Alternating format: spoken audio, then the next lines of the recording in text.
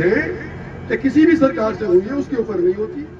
क्यों कि इंद्रजीत सिंह को टारगेट करना है, इसलिए मैं आज के आपको बोल रहा हूं खुले तौर के ऊपर। कासन का केस, 1810 एकड़ का केस, बाकी नैनवाल का केस और बाकी गांवों का केस, कौन पैरवी करे था तुम्हारी? इंद्रजीत सिंह ने कभी भी किसी नेता के सामने हाथ नहीं जोड़े, पब्लिक के हाथ जोड़े थे, क्योंकि समर्थन पब्लिक का मेरे को रहा है। और मैंने तुम्हारे लिए तो अपने हाथ भी जोड़े थे। और नहीं मानी सरकार, नहीं मानी सरकार, क्योंकि कुछ लोग ऐसे थे जो चोर दरवाजे से जाकर के पीछे यूं बोल रहा है कि भाई हम तो सुनिश्चित तौर के ऊपर आपका धन्यवाद करने आए, क्या आपने ये कर दिया? पार्टीबाजी हो गई। इंद्रजीत दोषी, आज मंदिर के बारे में मैंने सुना, आज क्या कई दिनों से सुन रहा हूं कि मंदिर तोड़वा दिया, मंदिर तोड़वा दिया। भाई मंदिर तोड़वा दिया था, तुमने उसकी राशि क्यों ली थी फिर मुआवजे की? और 70 लाख किसने दिया था CSR से करवा करके मंदिर के लिए? और आज ये भी बाहर से मैं अंदर भीतर घुस रहा था, क्योंकि एक मास्टर जी है यहाँ पे बलबीर,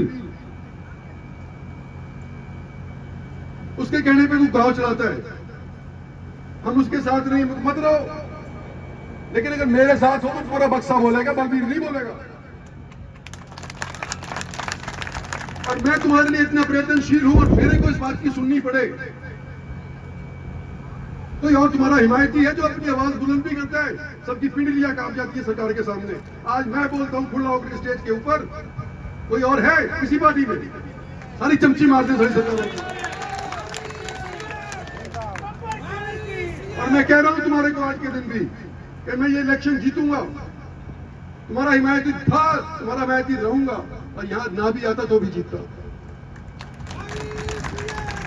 बच्चे यहां पे नजर आए मेरे को, मेरे फार्म हाउस के ऊपर खेड़ की दौला कि जी हमारे बारे में गलत प्रचार किया जा रहा है कि हम तेरे खिलाफ हैं, हम तो डेवलपमेंट चाहते हैं मानी सर की। मैंने कहा 16 आने फटाफट, ठीक है, तुम्हारी डेवलपमेंट मेरी डेवलपमेंट एक ही बात है, हमारे एरिया की डेवलपमेंट हो रही है, मैं कब पीछे हटता हूं डेवलपमेंट के मामले।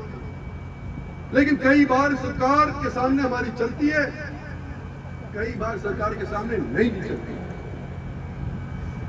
समस्या क्या है कि हमारे के अंदर ही खलल पैदा कर देते हैं। हमारे संगठन को तोड़ने का प्रयास पहले से ही चल रहा है। भाई 40 साल से मुझे हो गए देख करके इलाके की पब्लिक बरगलाने के अंदर लोग कामयाब नहीं हुई है। अब मत करियो मेरे बुढ़ापे के अंदर, अब तुम बरगला करके बितर बितर मत हो जाइयो, मैं यूं कहने आया हूं।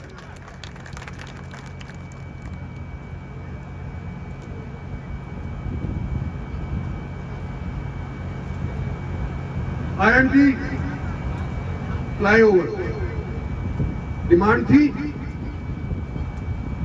किसने बढ़वाया? मैंने बनवाया। आज के दिन जो जैसे घुसते माने सर के अंदर वो फ्लाईओवर तो बन गया, और एलिवेटेड वाला कहां तक जाएगा? पहाड़ी तक। किसने मंजूर करवाया? मैंने तो नहीं करवाया। जो मैं करवा सकता था सो मैं करवाया। और आज मैं कह तुम्हारे से वोट ही तो मांग रहा हूं, तो जान थोड़ी मांग रहा हूं। तुम्हारे लिए पीछे हटा हूं तो बात दूसरी है। जब मैंने तुम्हारे लिए काम किए हैं और आज के दिन काम करने की मेरे पास और क्षमता है, बेशक मैं 74 साल का हो गया, लेकिन किसी दौड़ करवा करके देख लो, मेरी जो नेता यहाँ पे, इन सबसे करा लो। जो कहते हैं बड़े बड़े नेता हैं, नेता तो मैं भी हो गया, तो पब्लिक ने बनाया, पार्टी का बनाया हुआ नेता नहीं हूं, पब्लिक का बनाया हुआ नेता हूं। और किसी नेताओं से दौड़ करवा लो मेरी। तो मैं आज आपको यूं कहता हूं, सरदारी का तुम्हारा गांव है, बगल के अंदर बड़े बड़े गांव है जिनकी जमीन हुई है, दर्द है मेरे को, लेकिन नहीं करवा पाया।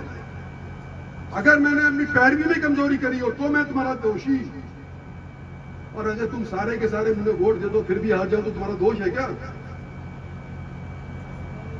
भाई दोष तो मतलब प्रजातंत्र है, कोई भी हार सकता है, कोई भी जीत सकता है।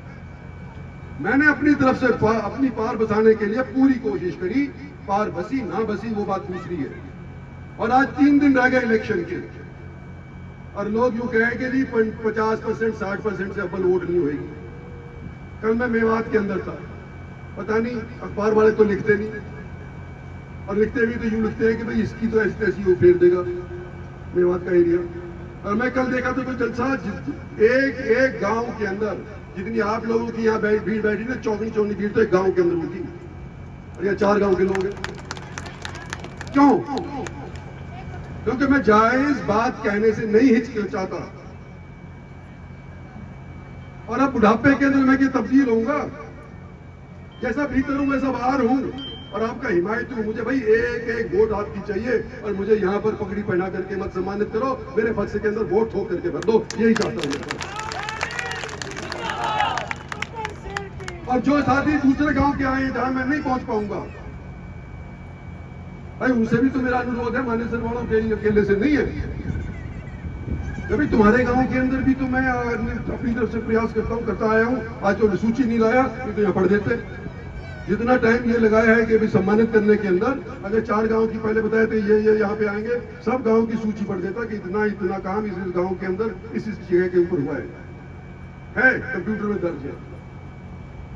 आज 3 दिन बचे हैं। भैया आप लोग मेरे साथी रहे हो, मेरा मनोबल एंड टाइम पर मत तोड़ दो। इस वक्त के अंदर मैं आपसे ये निवेदन करने आया हूं, आप इंद्रजीत बन करके और मेरे लिए वोट मांगो। 3 दिन के अंदर जो हिचकिचा रहा है उसको अपने पक्ष में लो। जो बुजुर्ग है, समर्थ है, गर्मी से डर रहे हैं, उसको ये बालक लोग पकड़े, कंधे पे बिठा करके वोटिंग स्टेशन तक ले जाए, वोट डलवाए। 80% वोट यहाँ पर नहीं पड़ी तो किस बात का? इतना बड़ा मानेसर, इतना बड़ा आसपास का गांव, और कासड़ और नैनवाल, ये सारे। बस यही कहना था। धन्यवाद। जय हिंद।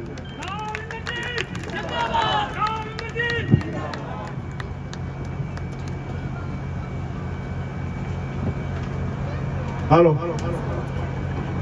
सर्वप्रथम तो राव साहब आपका मानेसर ग्राम में और पूरे क्षेत्र की तरफ से बहुत स्वागत। आप यहाँ आए, आपने टाइम निकाला, और सबसे अपील है कि 25 तारीख को ज्यादा से ज्यादा संख्या में, जितना मैक्सिमम हो सके, राव साहब के हक में कमल के फूल पर अपना मतदान करना है।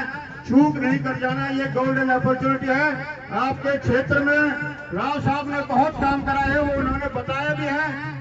इतने काम कराए हैं कि कोई सांसद करा नहीं सकता, बल्कि इन्होंने अपनी आवाज जब उठाई है पार्लियामेंट में या विधानसभा में, इनके द्वारा उठाई गई किसी एमएलए के द्वारा, तो इनको नुकसान पहुंचा है सिर्फ आपके हक के लिए। चाहे वो जमीन अधिग्रहण का राव साहब ने बताया, चाहे फ्लाईओवर का मुद्दा है राव साहब ने बताया, इसके अलावा निर्माण कराया, इसके अलावा राव साहब ने यहाँ पर डिफेंस मिनिस्ट्री का कराया, गुड़गांव यूनिवर्सिटी का राव साहब ने आपका काम कराया।